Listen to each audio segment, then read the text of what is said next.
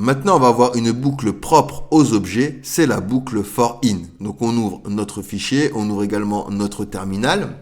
Donc la boucle for in est utilisée pour parcourir les propriétés innumérables d'un objet avec JavaScript. Elle itère sur toutes les propriétés innumérables, y compris celles héritées de la chaîne de prototype de l'objet. Donc par exemple, si je fais const personne, et là on va se faire un objet, donc il va y avoir un nom, hop, il va y avoir également un âge, hop, et on va lui donner également un job. Donc job, et on va lui dire qu'il est cuisinier. Hop, ok. Donc pour parcourir avec ma boucle for in, je vais faire for let. On lui donne un nom, ici propre pour propriété, mais on l'appelle comme on veut. In quoi? In l'objet que je veux, du coup itérer, donc personne. Et ensuite, par exemple, ici, on va venir loguer entre backtick. Alors, hop, voilà. On va venir loguer du coup $prop, deux points, $, et là, on va se mettre personne de prop. Donc là, lorsque je vais exécuter mon script, je vais avoir mon objet avec name Jonathan, âge 30 ans, job cuisinier.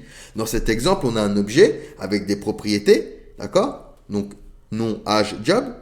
Et à chaque itération, le nom de la propriété est stocké dans la variable prop, puis on utilise cette variable pour accéder à la valeur de la propriété, du coup, avec personne de prop.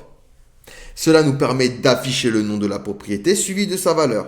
Il faut savoir que la boucle for in itère sur toutes les propriétés innumérables de l'objet, y compris les propriétés héritées. Si on veut itérer uniquement sur les propriétés propres à un objet et exclure les propriétés héritées, on peut utiliser une méthode que l'on va voir un peu plus tard, qui est la méthode asOnProperty. D'accord?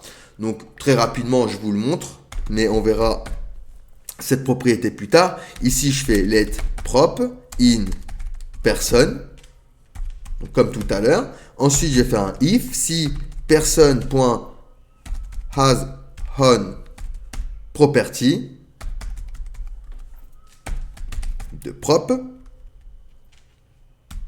Hop, alors dans ce cas-là, tu vas loguer. Alors hop, on peut venir le copier même ici, tac et tac. Ok? Donc ici, tac, ça, on va se le mettre en commentaire. Donc ici, rien ne va changer. Par contre, en utilisant asOnProperty, on s'assure que seules les propriétés propres de l'objet sont prises en compte. Donc voilà pour la boucle for in, pas plus compliqué que ça, qui est une boucle propre aux objets pour itérer à travers un objet. Allez, on passe du coup à la suite.